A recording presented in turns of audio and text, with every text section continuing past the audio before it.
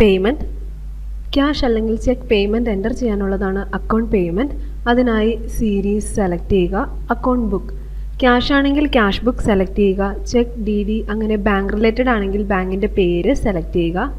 Account head. ഏത് ഹെഡിൻ്റെ പേരിലാണോ പേയ്മെൻറ്റ് ക്രിയേറ്റ് ചെയ്യേണ്ടത് ആ ഹെഡ് നെയിം സെലക്ട് ചെയ്യുക. ഹെഡ് നെയിം സെലക്ട് ചെയ്യുമ്പോൾ പെൻഡിങ് ബാലൻസ് ഉണ്ടെങ്കിൽ പെൻഡിങ് വിൻഡോ ഡിസ്പ്ലേ ആകും. അതിൽ പെൻഡിങ് ട്രാൻസാക്ഷൻസ് ലിസ്റ്റഡ് ആയിരിക്കും.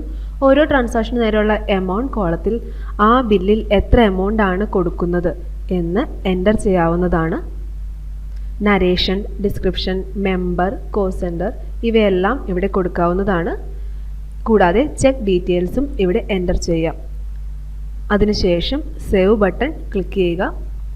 മൾട്ടി യൂസർ ഓതറൈസേഷൻ ഉപയോഗിക്കുന്നുണ്ടെങ്കിൽ നെക്സ്റ്റ് ഓതറൈസേഷൻ ലെവലിലേക്ക് ഫോർവേഡ് ചെയ്യട്ടെ എന്ന് ചോദിക്കുന്നതാണ് ഈ മെസ്സേജ്. യെസ് അല്ലെങ്കിൽ നോ കൊടുത്ത് അത് തീരുമാനിക്കാം. പേയ്മെൻറ്റിൻ്റെ പ്രിൻ്റ് എടുക്കണോ വേണ്ടയോ എന്ന് ചോദിക്കുന്നതാണ് ഈ മെസ്സേജ്. യെസ് അല്ലെങ്കിൽ നോ കൊടുത്ത് അത് തീരുമാനിക്കാം. മൾട്ടി യൂസർ ഓതറൈസേഷന് വേണ്ടി ഉപയോഗിക്കുന്നതാണ് സബ്മിറ്റ് ബട്ടൺ.